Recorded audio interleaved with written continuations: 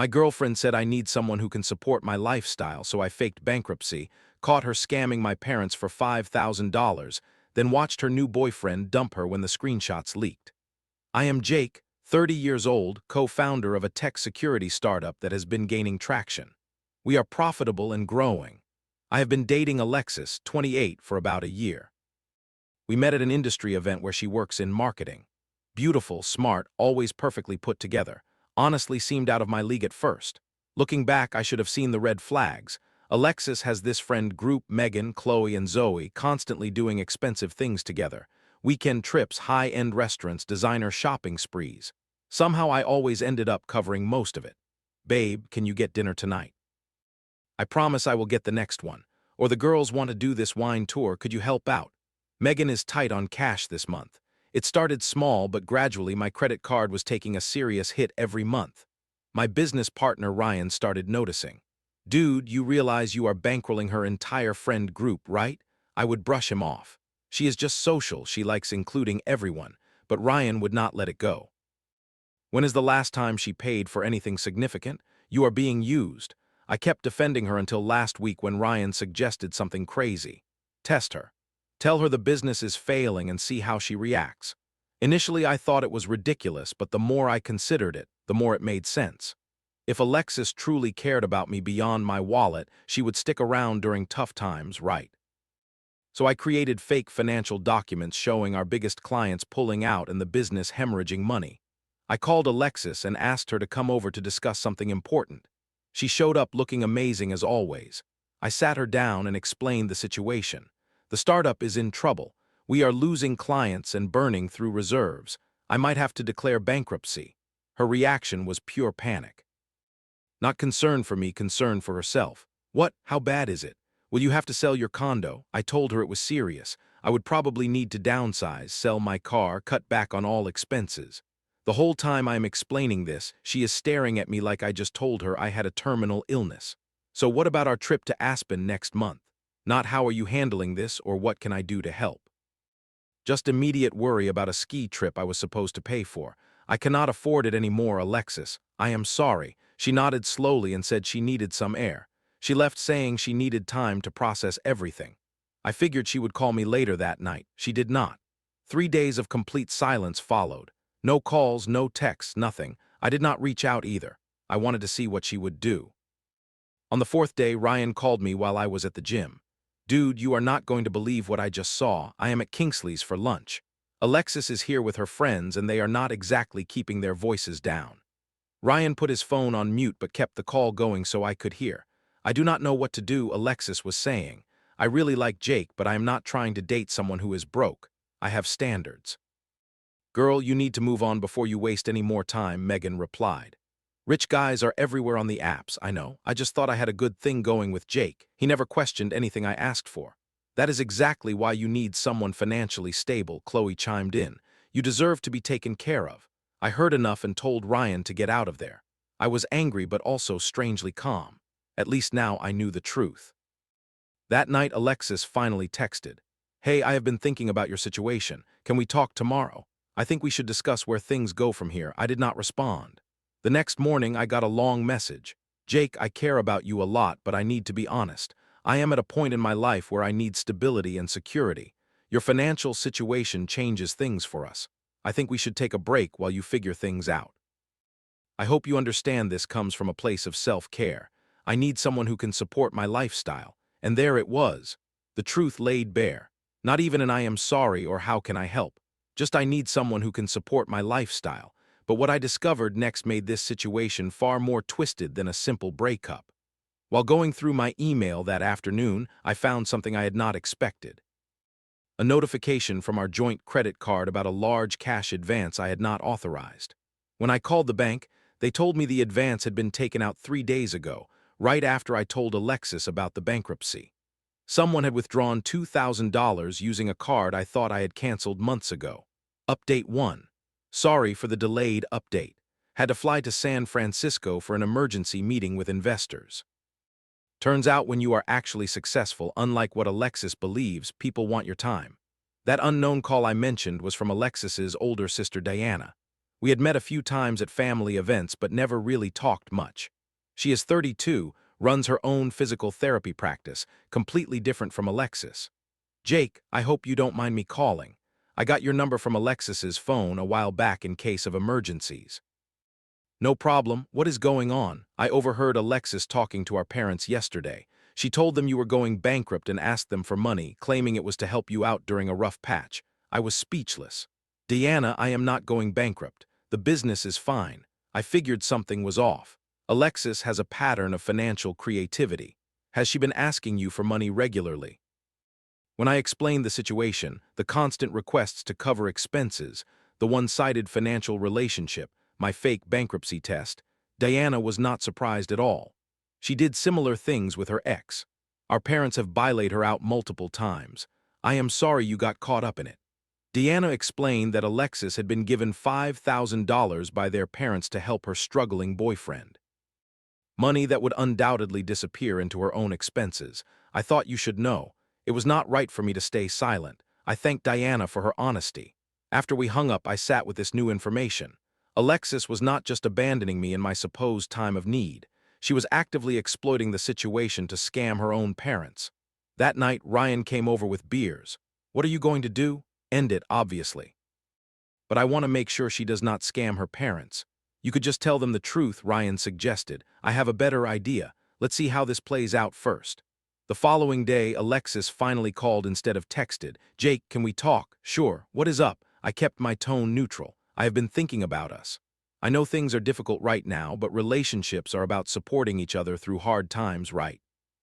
That is certainly what I thought. I may have been hasty with my message yesterday. I was just shocked and scared. Scared of what exactly? Of the uncertainty. But I have thought about it and I want to help you through this.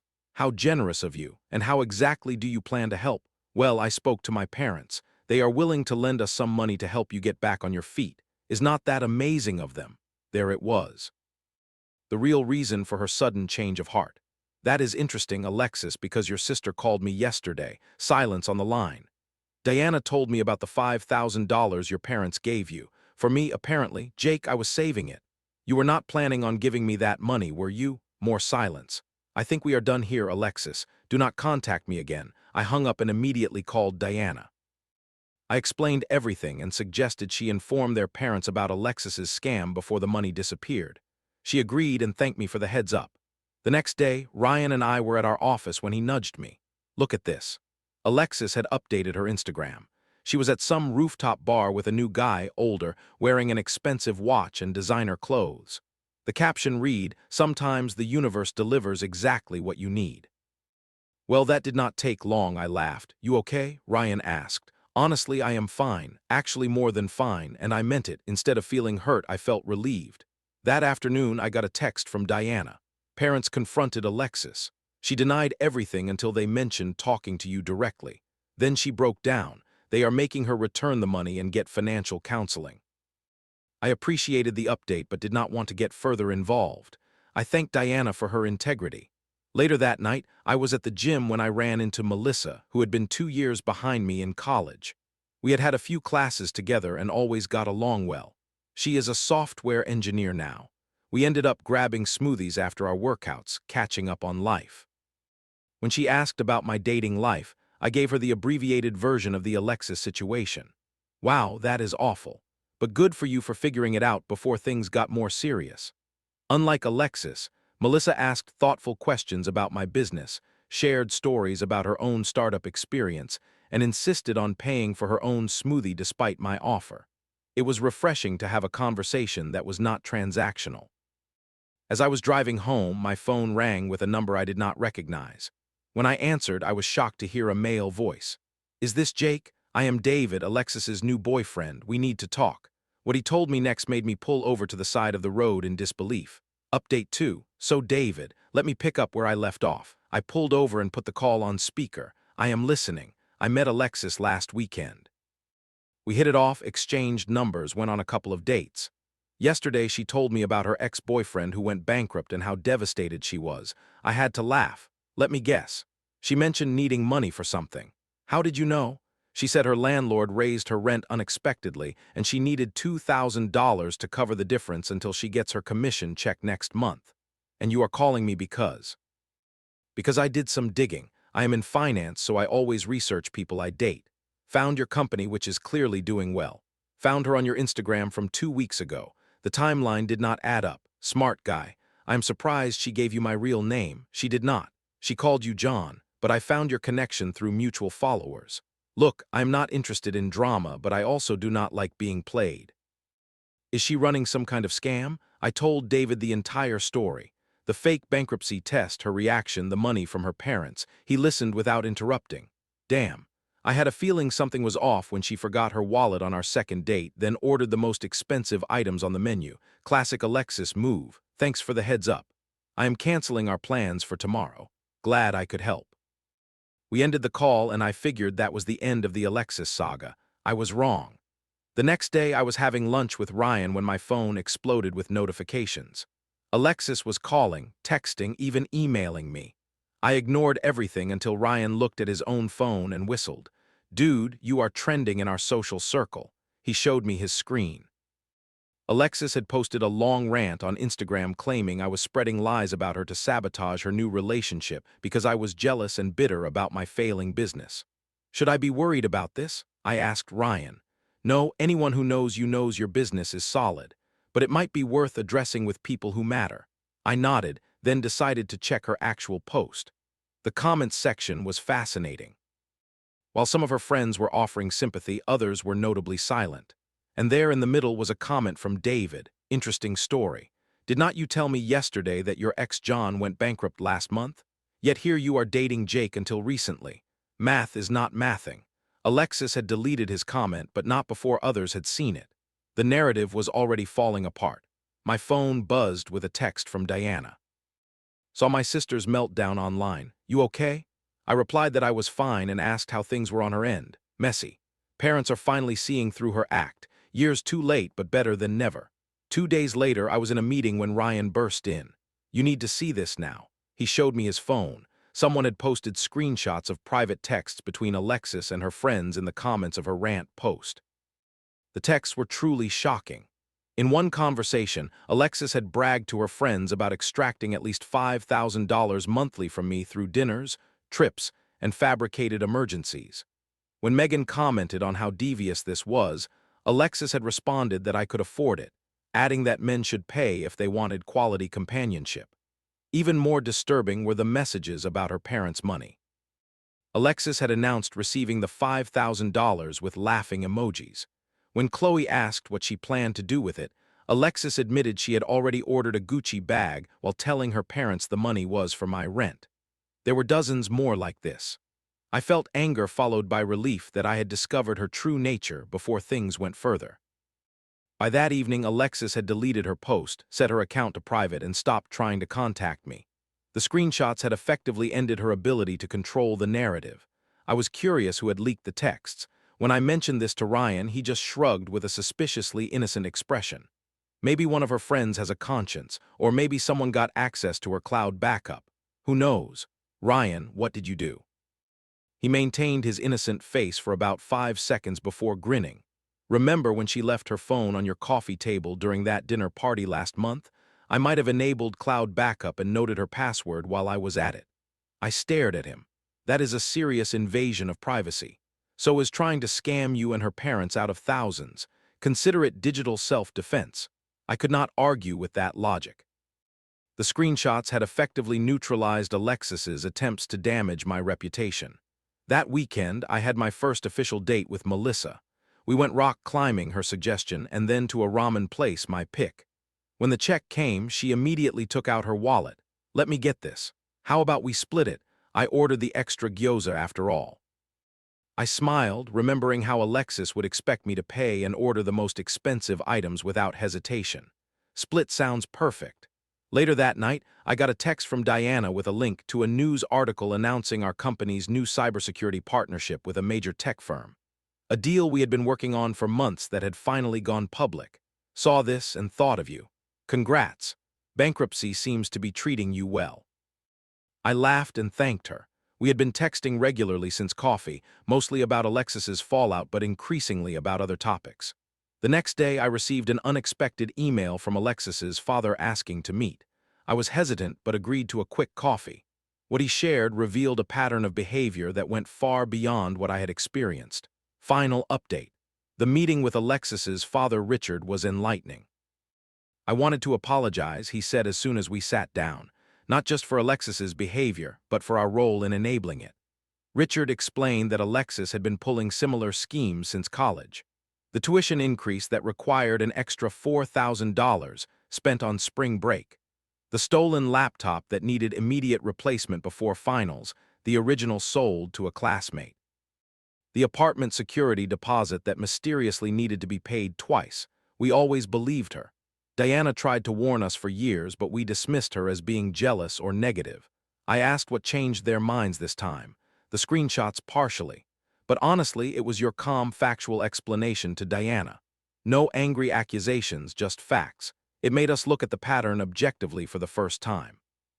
He went on to explain that they had cut Alexis off financially and required her to attend financial counseling and therapy if she wanted any future support. She had reacted by moving in with one of her friends and refusing to speak to them for weeks. She will come around, Richard said without much conviction, or she will not. But we are done enabling behavior that hurts others. I appreciated his candor and the closure the conversation provided. In the months that followed, my life took some unexpected but welcome turns. The company continued to grow, securing 2 major clients that put us firmly in the black. Ryan and I hired more staff and moved to a larger office space. On the personal front, I have been dating Melissa exclusively for 5 months now. She is everything Alexis was not. Honest, independent, genuinely supportive. She celebrates my successes without expecting to benefit from them and offers actual support during challenges. When I had to pull 3 all-nighters for a major project launch, she brought dinner to the office and helped test our platform, asking insightful questions that improved the final product. The most surprising development has been my friendship with Diana. After the initial coffee meeting, we kept in touch, gradually becoming actual friends rather than just people connected through an uncomfortable situation. She has been updating me on the Alexis situation. Currently dating some doctor, apparently behaving herself for now. But mostly we talk about work, life, and our shared interest in rock climbing. I have not heard directly from Alexis since the screenshot leak, though I occasionally see updates through mutual connections. After her parents cut her off, she apparently struggled to maintain her lifestyle. The doctor she is dating now seems wise to her patterns. According to Diana, he keeps separate finances and does not respond to emergencies with cash. Last month, something happened that brought the whole situation full circle. Our company won a cybersecurity contract with a major financial institution where David, the guy who called me about Alexis, happens to be an executive. During the kickoff meeting, he pulled me aside. "I owe you one. That call saved me a lot of headaches. Glad it worked out. How has life been treating you?" "Great, actually. Engaged to a wonderful woman I met at a charity event last year. Someone who pays for her own dinners," he added with a knowing smile. That evening, I told Melissa about the encounter over dinner at my place. She laughed. The Alexis Bullet Dodge Club grows. As we were cleaning up, Melissa got serious. "Do you ever think about how differently things might have gone if you had not tested her?" I considered the question carefully. I might have wasted years on someone who saw me as an ATM. Or worse, ended up married to her before discovering the truth. "It is weird to be grateful for a deception, is not it?" she mused. "But that fake bankruptcy probably saved you a lot of real heartache." She was right. That moment of artificial crisis revealed genuine character. Alexis's lack of it, but also the authentic support of people like Ryan and Diana. And indirectly led me to Melissa. Last week I ran into one of Alexis's friends, Megan, at a coffee shop. She recognized me and looked uncomfortable. "Jake, hey, how have you been?" "Never better. How is Alexis?" Megan hesitated. "She is okay. The doctor broke up with her last month. Apparently he caught her using his credit card for a girl's trip she told him was a work conference." I just nodded, feeling neither satisfaction nor sympathy. Alexis was who she had always been. I just was not her target anymore. As I was leaving, Megan called out, "For what it is worth, I am sorry about how everything went down. Some of us knew it was not right, but you never said anything," I pointed out. She looked down. "No, I did not." That small interaction confirmed what I had learned through this whole experience. Character is not who people claim to be or even who they are when things are good. It is who they are during challenges, and whether they choose comfort over integrity when those two options diverge.